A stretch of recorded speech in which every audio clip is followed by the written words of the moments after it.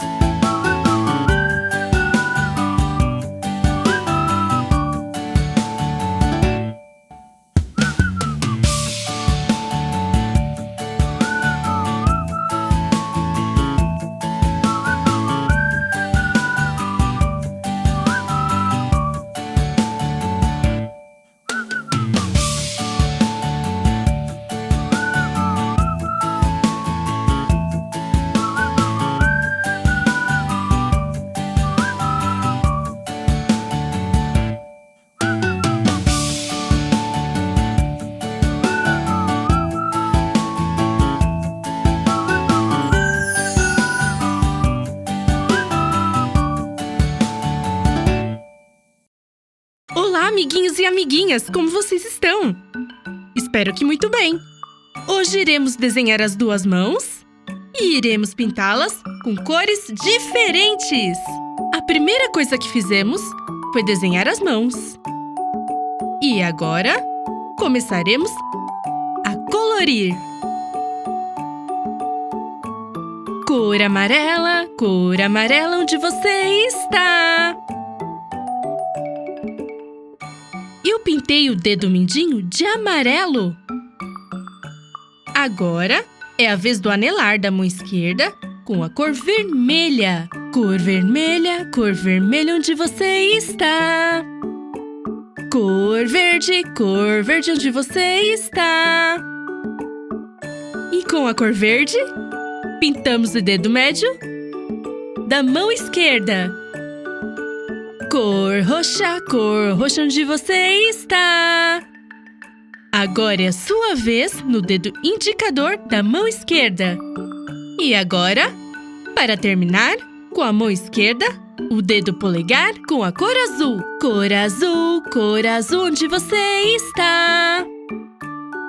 E também com a cor azul, pintaremos o polegar da mão direita. Cor azul, onde você está? E com o roxo, o indicador da mão direita.